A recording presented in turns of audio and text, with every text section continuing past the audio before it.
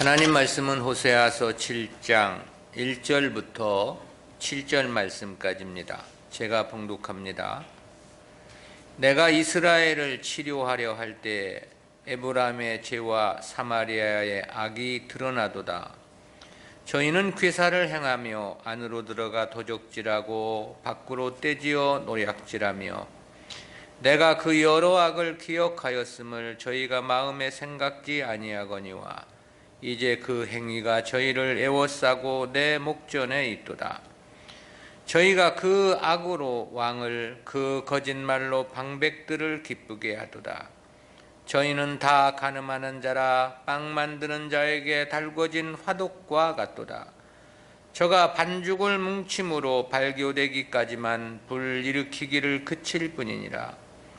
우리 왕의 날에 방백들이 술의 뜨거움을 인하여 병이 나며 왕은 오만한 자들로 더불어 악수하는도다.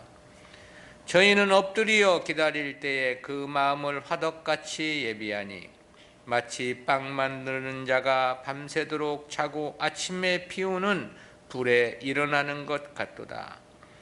저희가 다 화덕같이 뜨거워져서 그 재판장들을 삼키며 그 왕들을 다 엎드러지게 하며 저희 중에는 내게 부르짖는 자가 하나도 없도다. 아멘. 탐욕에 의한 정치적 혼란상이라는 제목으로 말씀을 듣습니다. 본문은 호세아의 제3설교의 종결 부분입니다.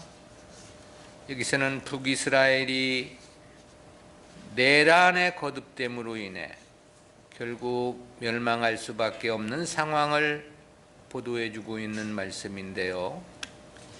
이미 전단락에서 지적한 바와 같이 저들은 하나님 사랑을 상실한 삶이었습니다. 따라서 북이스라엘은 무법천지가 되어 살육의 도성이 되었음을 지적하고 있는 겁니다. 밤에는 도적질하는 풍조가 노과라되기도 했음을 지적하고요. 백주에도 때를 지어 사람들을 습격하여 재물을 탈취하는 무리들이 횡행했음을 이야기합니다. 또한 왕과 방백들에게 아부하는 무리들이 다투어 일어났음을 지적하고 또 왕은 자신의 권력 유지를 위해 오만한 자들을 가까이 하기를 기뻐했다고 말합니다. 그로 인해 이스라엘 사회는 흉흉해지고 내란이 거듭하여 일어날 수밖에 없음을 지적하고 있는 겁니다. 그 결과 여로보암 2세 이후 불과 30년 사이에 왕위가 6번이나 바뀌는 대혼란의 세월이었습니다. 그 중에서도 4차례가 내란에 의해 왕조가 바뀌게 되었죠. 제명에 죽은 왕은 무나엠 하나뿐이었습니다. 그렇다는 사실에서 보면 당시의 혼란이 얼마나 심각했을 것인가를 짐작해 볼 수 있습니다. 그 결과 국력은 약해질 수밖에 없었고 급기야 아수르의 침략에 멸망을 당하고 말았던 거죠. 이러한 당시 이스라엘의 내정을 폭로하는 제3설교의 종결부인 본문은 구속사적 교훈까지 5으로 구분해서 살펴봅니다. 첫 번째는 에브라임과 사마리아의 죄입니다. 당시 북이스라엘의 죄악에 대해 1절에서 그렇게 말씀을 했습니다. 내가 이스라엘을 치료할 때에 에브라임의 죄와 사마리아의 악이 드러나도다. 저희는 괴사를 행하며 안으로 들어가 도적질하고 밖으로 떼지어 노략질하며. 여기서 이 에브라임은 이스라엘 전체를 총칭한 표현입니다. 그리고 사마리아는 북이스라엘의 수도로서 이스라엘을 전체를 이끄는 지도적 위치의 성읍을 가리킴인 것입니다. 근데 이 중에 내가 이스라엘을 치료하려 할 때란 바로 앞절인 6장 11절과 동의 대구를 이루는 구절인데요. 그 뉘앙스를 살린다면 내가 이스라엘을 고치려 할 때마다 그런 뜻이 됩니다. 즉 하나님은 긍휼하심으로 저들을 고쳐 용서해 주시려 하셨다, 그런 뜻이 전제되어 있는 거죠. 그러나 이스라엘이 죄악을 멈추지 않았음을 지적함입니다. 때문에 이어진 하반절에서 에브라임의 죄와 사마리아의 악이 드러나도다 그랬습니다. 여기서 이 치료하려 할 때에 해당하는 히브리어는 본래 병을 치료하는 행위를 의미하는 동사인데요. 즉 도저히 치유할 수 없도록 저들이 죄를 행했음을 강조한 표현입니다. 저들의 지은 죄에 대해서는 저희는 괴사를 행하며 안으로 들어가 도적질하고 밖으로 떼지어 노략질하며 그랬습니다. 여기서 말하는 괴사는 거짓을 행했다는 뜻이고요. 정직성을 상실했다는 단적인 표현입니다. 그리고 도적질에 해당하는 히브리어는 은밀한 장소에서 남의 물건을 훔치는 행위를 뜻하는 단어고요. 밖으로 떼지어 노략질하며로 번역된 히브리어는 문자적으로 도적대가 대로에서 노략질을 했다, 그런 뜻입니다. 즉 사람들의 왕래가 빈번한 노상에서 떼를 지어 다니면서 남의 물건을 탈취했다는 그런 뜻이죠. 이에 대한 의미는 두 가지 해석이 가능한데, 하나는 문자 그대로 폭력배와 같은 무법한 자들이 떼를 지어 다니며 백성들의 소유를 강탈했다는 그런 뜻이 되고요. 다른 하나는 상징적인 해석입니다. 권세자들이나 가진 자들이 자신들의 탐욕을 충족시키고자 약하고 가난한 자들을 착취하고 학대했다는 뜻인데요. 그렇다면 이들 역시도 떼를 지어 다니며 길에서 약탈을 일삼는 도적대나 폭력배와 다를 바 없음을 지적함이 되겠죠. 어쨌든 그만큼 이스라엘 사회가 완악했다는 지적입니다. 그리고 이어 2절에서 그렇게 말했죠. 내가 그 여러 악을 기억하였음을 저희가 마음에 생각지 아니하거니와 이제 그 행위가 저희를 애워싸고 내 목전에 있도다. 죄악을 행하면서 하나님께서 자신들을 보고 계신다는 사실을 인지하지 못했다는 지적입니다. 때문에 더더욱 포악으로 치달을 수밖에 없었다는 의미가 되는 거죠. 그리고 그 결과에 대해서는 그 행위가 저희를 애워싸고 내 목전에 있도다 그랬습니다.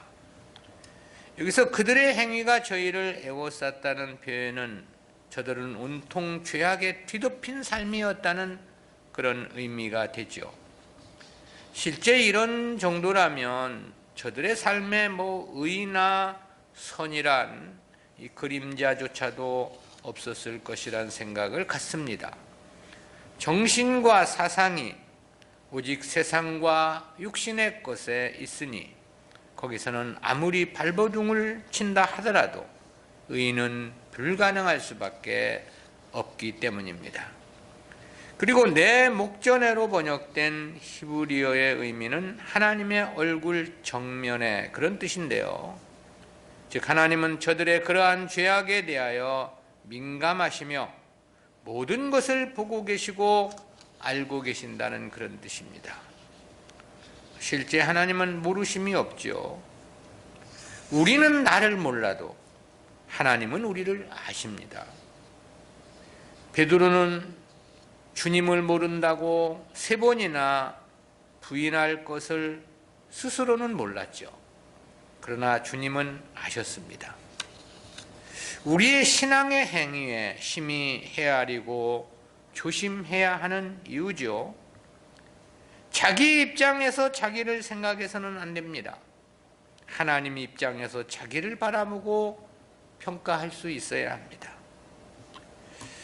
자기는 아무리 잘하고 있다고 생각할지 모르지만 하나님의 평가는 자기 평가와 완전히 다를 수 있기 때문에 그렇습니다. 두 번째는 권력에 아부하는 백성들입니다. 앞선 말씀에서 보면 약한 자들을 향해서는 폭력과 약탈을 일삼는 무리들이었습니다. 근데 그런 자들이 권력에는 아부했다고 지적을 하고 있죠.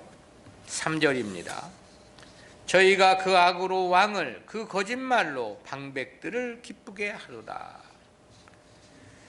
본절에 대해서 신학자 스튜어트는 왕을 의미하는 단어를 복수형으로 보아야 한다라고 주장을 했습니다.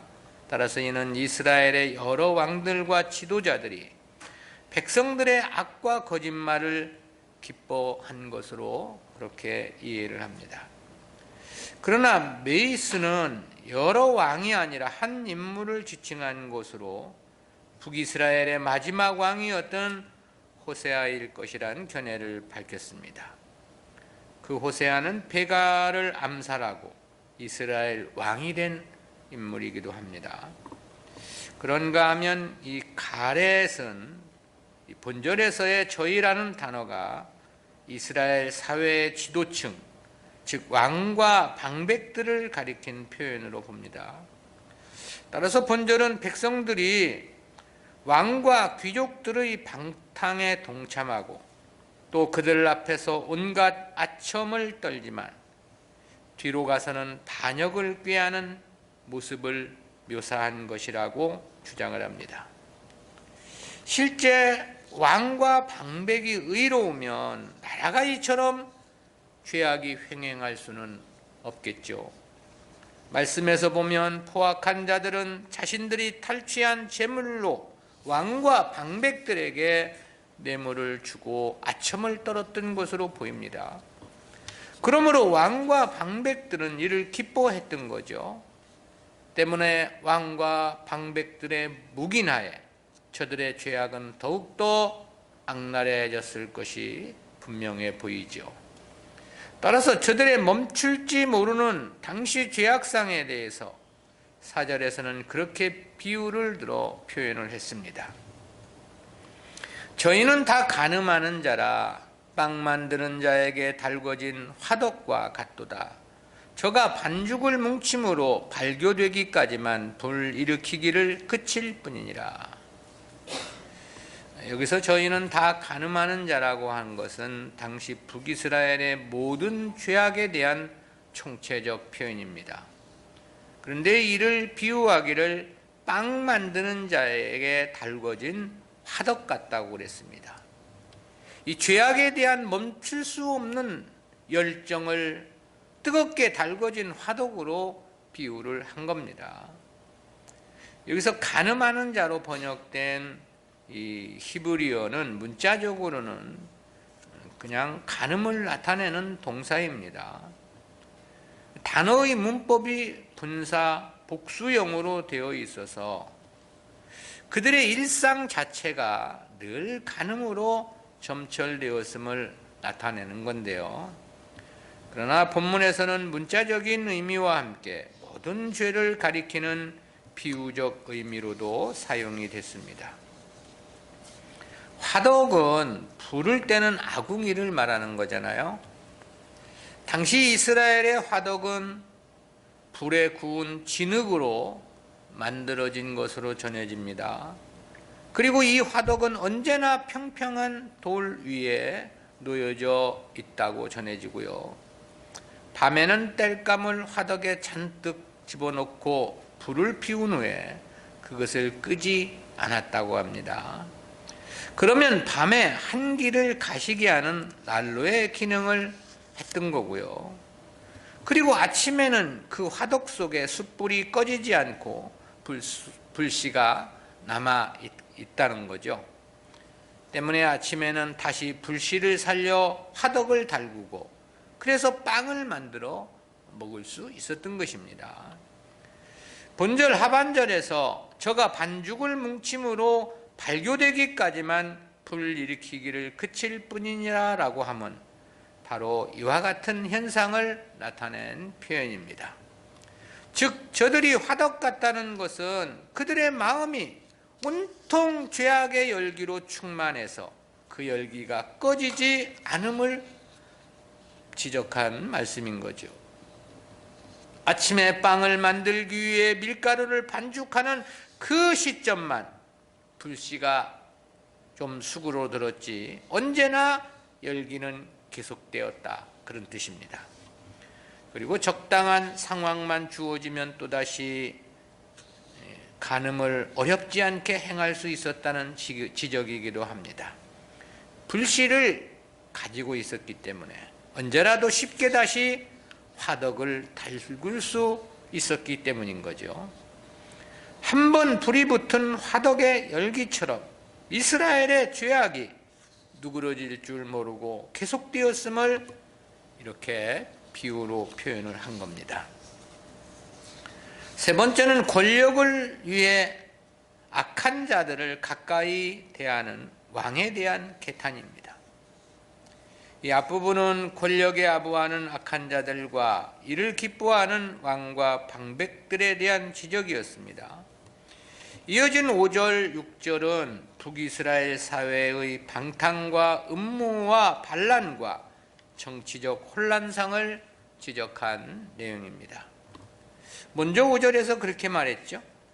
우리 왕의 날에 방백들이 수르의 뜨거움을 인하여 병이 나며 왕은 오만한 자들로 더불어 악수하는도다.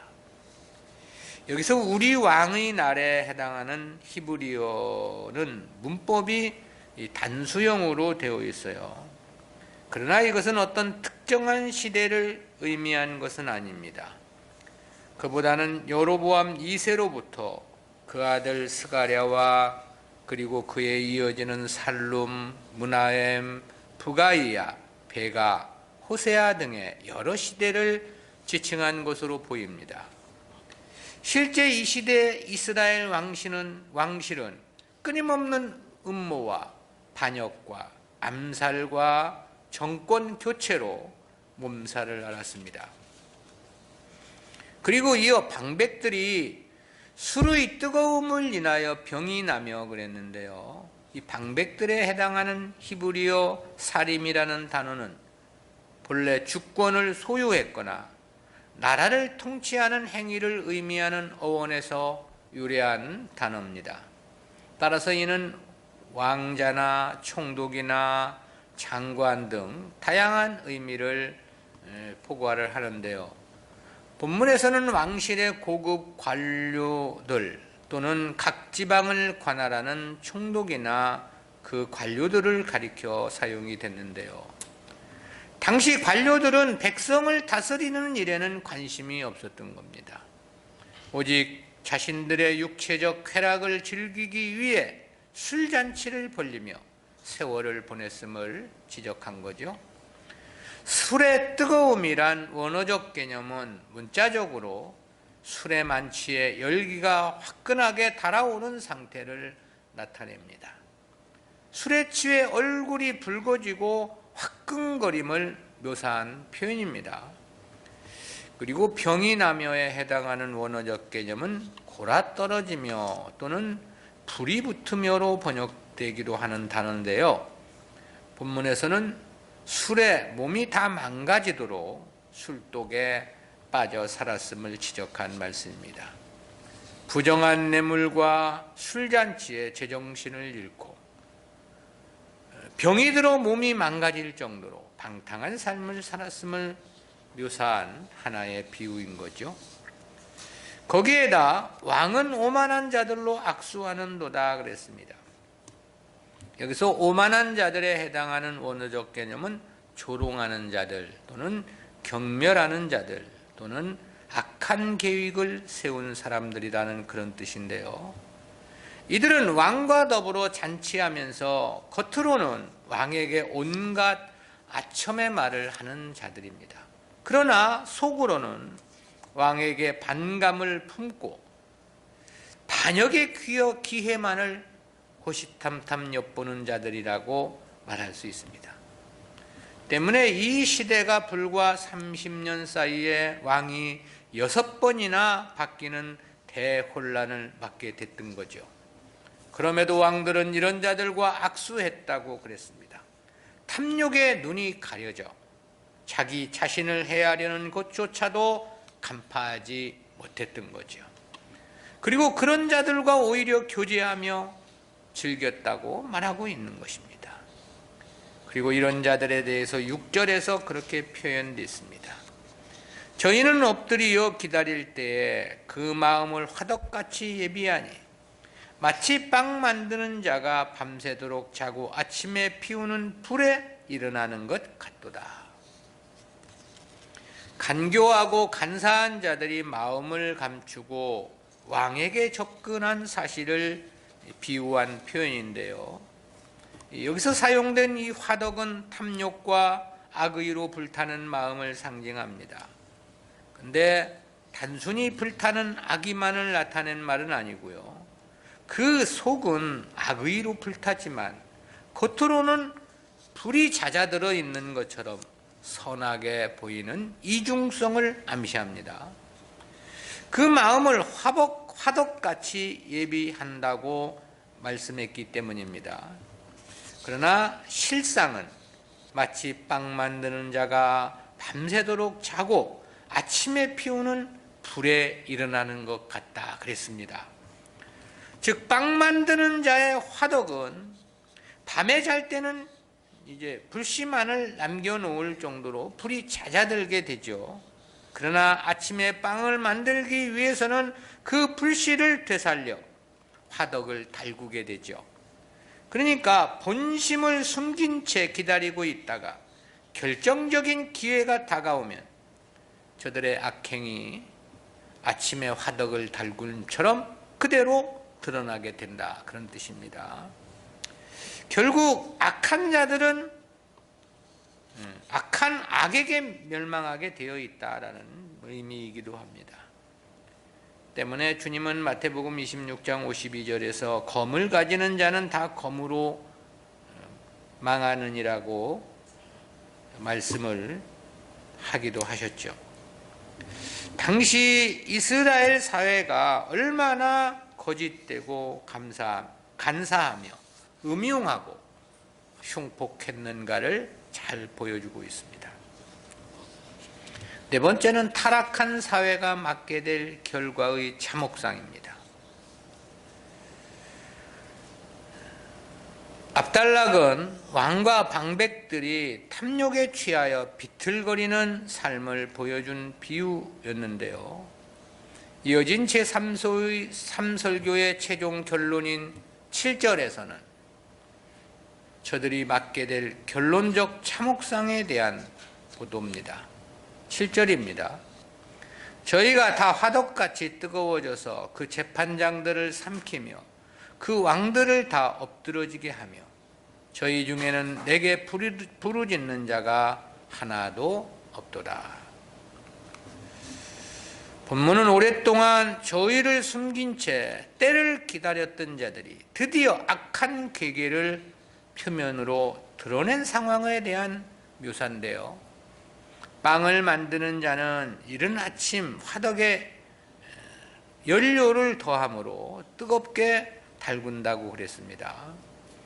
그처럼 악한 자들은 재판장들과 왕들에게 감추었던 악의를 쏟아부어 그들을 제거하고 정권을 탈취한다는 그런 뜻이죠.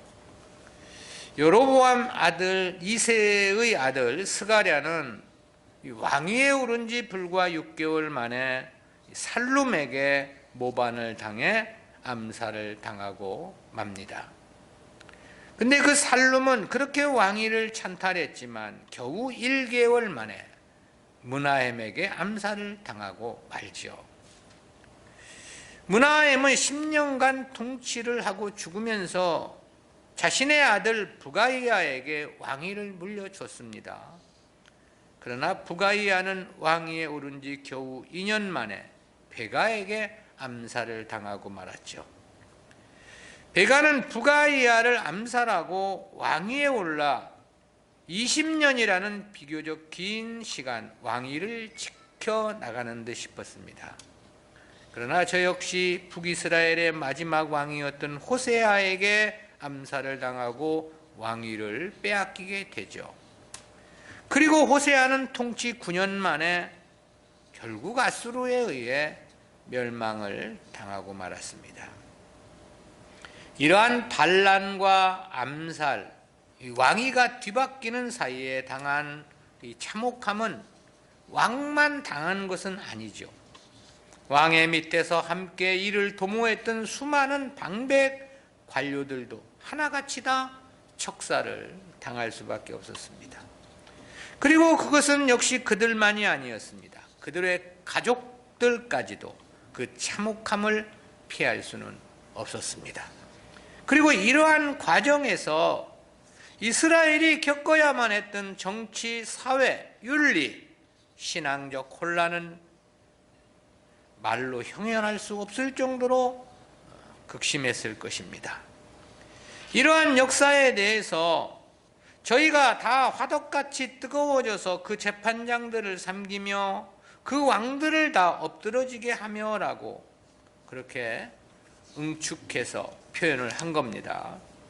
그러나 그럼에도 불구하고 저들 중에는 내게 부르짖는 자가 하나도 없도다 그랬습니다.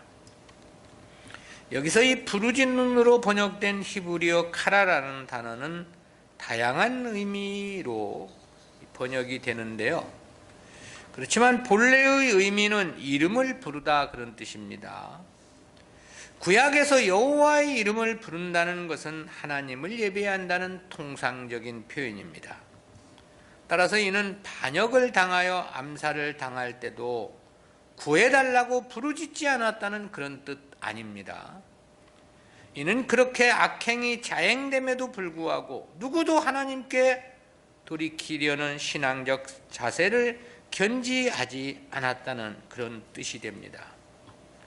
실제 그런 자리에서 하나님께 부르짖는다 해서 하나님께서 도와줄 리도 만무합니다. 중요한 것은 도와달라는 부르짖음이 아니죠. 만약 그랬다면 10번, 100번 죽어도 마땅하다며 하나님 앞에 목을 내놓고 회개하는 모습이어야 하겠죠. 그런데 저들은 죽는 자리에서도 회개하지 않은 거죠. 실로 죽어 마땅하며 저들에게 심판이 100번, 1000번 합당하다는 생각을 하지 않을 수 없습니다. 우리는 이러한 말씀에서 두 가지 구속사적 교훈을 생각해 보는데요. 첫 번째는 성도는 말씀을 통한 끊임없는 자기 성찰이 필요하다는 교훈입니다. 그것은 한때 선민이었던 이스라엘이 이 도적대로 추락을 해서 양심의 가책도 없이 남의 것을 노략질했다는 말씀에서 깨닫는 교훈입니다. 그야말로 이는 양심이 화인을 맞지 않고서는 감히 행할 수 없는 일이란 생각이 들어집니다. 왜냐하면 이는 웬만한 이방인들조차도 행하지 않는 죄악이었기 때문입니다. 그러나 생각해보면 이런 일들이 처음부터는 아니었을 것이 분명합니다. 그 시작은 물질에 대한 욕심에 자기를 내어주는 미미함으로부터였을 겁니다. 그리고 그것을 당연시하고 작은 일이라 생각했기에 점점 더 그 농도는 짙어져만 갔을 것입니다. 그리고 그렇게 욕심에 편승하여 살아가다 보니 결과적으로 이와 같은 지경에까지 이르게 된 것이 아니냐라는 생각입니다. 한마디로 이러한 결과는 하나님 말씀에 의한 자기 성찰이 없었던 것이 근본적인 원인이었다는 사실이죠. 1절에서 거짓을 행했다고 지적한 것은 10계명에서 9계명과 관련된 범죄를 말한 거고요. 도적질은 제8계명과 관련된 범죄를 말씀합니다. 노략질은 제10계명과 관련된 범죄고요. 우상숭배는 제1계명과 제2계명을 어긴 것입니다. 그리고 살육을 행했다는 것은 제6계명을 범한 것이 됩니다. 그리고 간음은 제7계명을 어긴 거죠. 그런 측면에서 볼 때 저들의 죄악은 그야말로 전방위적이라고 말할 수 있습니다. 하나님의 말씀을 조금이라도 그 마음속에 담아 두었다면 결코 이 지경까지의 범죄 행각은 행치 않았을 것으로 보입니다.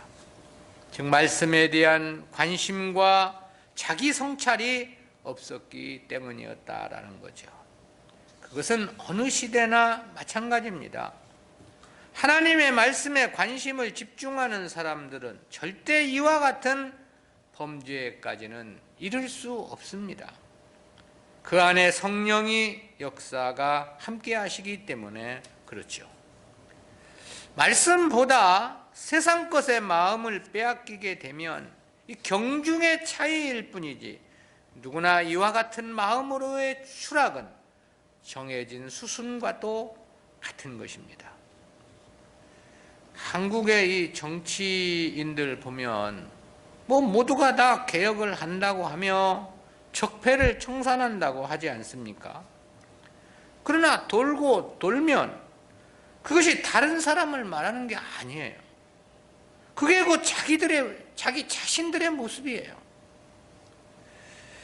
이와 같은 것을 우리는 너무나도 오랫동안 보고 또 보아온 역사의 증거죠. 하나님 뜻보다 자기 욕심에 치우치다 보면 결국 다다르게 되는 목적지는 죄악일 수밖에 없습니다. 마음에 숨겨져 겉으로만 드러나지 않을 뿐인 거죠. 때문에 바울은 육신의 생각은 하나님의 법에 굴복지 않을 뿐이며 할 수도 없다고 말씀합니다. 또 그것은 하나님과 원수가 될 뿐이고 하나님을 기쁘시게 할 수 없다고 말씀하기도 했지요. 따라서 성도가 신앙이 변질되지 않고 악으로 떨어지지 않으려면 끊임없이 말씀을 통해서 자기를 성찰해야 합니다. 본래 우리 인간들은 아담이 지은 범죄의 영향으로 태어날 때부터 죄의 본질, 죄의 성향을 가지고 태어나게 되어 있습니다. 그래서 바울도 그런 말을 하지 않았습니까? 로마서 7장 18절에서 내 속 곧 내 육신에 선한 것이 거하지 아니하는 줄을 아노니 원함은 내게 있으나 선을 행하는 것은 없노라. 이어진 19절에서는 내가 원하는 바 선은 행하지 아니하고 도리어 원하지 아니하는 바 악을 행하는도다라고 탄식하기도 했죠. 때문에 아무리 중생한 성도라 하더라도 말씀을 통해서 자기 성찰을 하지 않게 되면 죄악으로의 추락은 순식간이다라는 거죠. 자기 입장에서 자기를 생각하면 안 됩니다. 그렇게 생각하면 강도질을 하고서도 자기 변명을 늘어놓기 마련이거든요. 자기 관점, 자기 편에서 자기를 판단하면 살인자도 자기 변호를 하기 마련이죠. 주님께서 남의 눈에 티는 보면서 자기 눈에 들보는 깨닫지 못한다고 지적하심이 바로 이와 같은 이유 때문입니다. 진리, 지식에 의한 자기 평가를 해야 하는 겁니다. 하나님의 눈으로 자기를 바라보아야 하는 것이죠. 나태하고 안이한 신앙생활도 마찬가지입니다.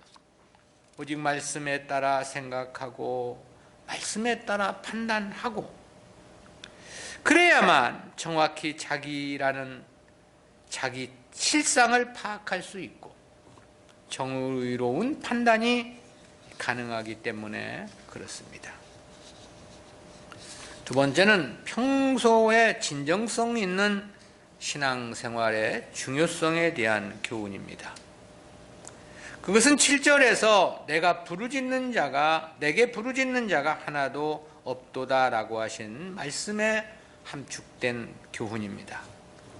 왜 이들은 자신이 망하고 민족이 망하고 국가가 해체되는 멸망을 당함에도 돌이켜 회개하지 않았을까를 생각해 봤습니다. 그러나 저들이 하나님께로 돌이키지 않았던 것은 저들의 의지의 문제는 아니라는 생각을 갖습니다. 돌이키지 않은 게 아니라 돌이키지 못했다는 표현이 보다 합리적인 해석이라는 거죠. 그리고 그 이유는 평소가 너무나도 죄악에 찌든 삶이었기 때문인 것임은 명백합니다. 평소에 하나님과의 바른 관계를 가져본 경우가 없었던 겁니다. 그러니 어떻게 돌이킬 수 있겠느냐라는 거죠. 평소 자기만을 위해 살았기에 하나님의 뜻을 마음에 가져본 적이 없었던 거죠. 그러니 어떻게 하나님의 뜻을 찾고 회개할 수 있겠느냐라는 것입니다. 주님 당시의 유대교도 그랬습니다. 저들은 메시아를 학수고대했던 사람들입니다. 그럼에도 메시아가 오셨는데 그를 메시아가 아니라고 거부했습니다. 도리어 이단 괴수라고 정죄하여 십자가에 못 박아 죽였던 거죠. 그리고 그러한 행위들이 하나님의 이름으로 자행되었다는 사실에 놀라움을 금할 수가 없습니다.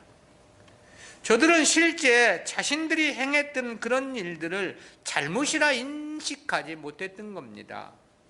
오히려 잘하는 일이라고 하나님께서 기뻐하실 것이라고 생각을 했던 거죠. 때문에 저들은 로마에 의해 나라가 망해가면서도 돌이킬 수가 없었던 것입니다. 자기들이 잘못이 아니라고 생각하기에 돌이킬 수 없었지만 잘못인 줄 알았다 하더라도 결과는 마찬가지였을 것은 명백합니다. 왜냐하면 돌이키려면 돌이키는 방법을 구체적으로 알아야만 하기 때문에 그렇습니다. 돌아서 가야 할 길을 알아야만 돌아가지 않겠느냐라는 거죠.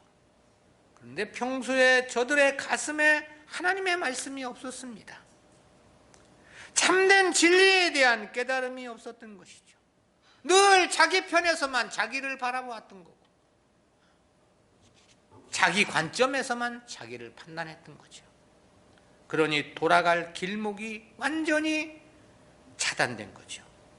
그러니 돌이켜 회개할 수 없는 것은 불가피한 일이 아니냐라는 거죠. 그래서 종말시 화가 진행되는 그 참혹한 현실 속에서도 인류의 교회들에 대해 성경은 그렇게 말씀합니다. 계시록 15장 8절입니다. 일곱 천사의 일곱 재앙이 마치기까지는 능히 성전에 들어갈 자가 없더라. 그 누구도 회개하여 구원에 이를 자가 없다는 뜻입니다. 우리가 평소에 진정성 있는 신앙생활이 얼마나 중요한가를 말해주는 중요한 교훈입니다. 평소 하나님의 말씀을 따라 살아가는 삶이 아니면 환난을 만나도 돌이킬 여지는 전무한 것입니다. 그런 자는 근본적으로 돌아갈 마음조차도 일어나지 않겠지만 그러나 돌아가고자 하는 마음이 있다 하더라도 돌아갈 수 없는 거예요. 왜냐하면 돌아가는 길을 알 수 없는 까닭이죠. 그야말로 완전한 소경이며 캄캄한 흑암인 것입니다. 그러니 그런 자들은 돌이킬 수 있는 길이 완전히 차단되었다고 평가할 수밖에 없는 거죠. 평소 말씀에 집중한 삶을 살아야 하는 이유입니다. 늘 말씀에 지배를 당한 삶이어야만 하는 이유입니다. 실제 말씀을 따라 살아가는 삶의 효력은 어려움을 만날 때 절대 절망인 순간 그 진가를 발휘하게 되어 있는 것입니다. 평소 말씀을 따라 살아가는 자들에게는 어려움이 있을 때 피할 길이 어디인가를 알게 되어 있습니다. 그리고 그런 자들에게는 필히 하나님의 적극적인 도우심의 역사도 있기 마련이죠. 그래서 에레미야를 도와주었던 히스기야 왕궁의 환관 이 에벤멜렉에 대해서 하나님이 그렇게 말씀을 하시죠. 예레미야 39장 18절입니다. 내가 단정코 너를 구원할 것인즉 내가 칼에 죽지 아니하고 내 생명이 노량물을 얻음같이 되리니 이는 내가 나를 신뢰함이니라. 여호와의 말이니라. 바벨론에 의해 유다가 멸망을 당하는 아비규환의 현장에서 저의 목숨만은 노량물을 얻음과 같을 것이라고 말씀해 주십니다. 평소에 진정성 있는 믿음을 살았기 때문에 그런 것이죠. 오늘 우리가 어떠한 믿음으로 살아가는가, 그것이 오늘에는 나타나지 않을 수 있을 수 있습니다. 그러나 진정한 믿음의 삶은 결정적으로 가장 어렵고 힘든 시점에 우리에게 결정적인 기회를 가져다주는 하나님의 능력으로 나타난다는 거죠. 기도하십니다. 사랑의 하나님, 은혜를 감사합니다. 오늘도 주님께서 이스라엘의 죄악을 지적하는 말씀을 통해서 귀한 교훈 깨닫게 해주심 진실로 감사합니다. 성도는 말씀을 통한 끊임없는 자기 성찰이 필요하다는 교훈 깨닫게 해주심 감사합니다. 내 편에서 나를 생각하지 않도록 도와주시고 하나님의 눈으로 하나님의 말씀의 관점에서 객관적으로 나를 바라볼 수 있는 자기 성찰들이 있도록 주여 도와주시옵소서. 평소에 진정성 있는 신앙생활이 되어질 수 있도록 주여 도우시며 인도해 주시옵소서. 감사드리옵고 예수님의 이름으로 기도드리옵나이다. 아멘.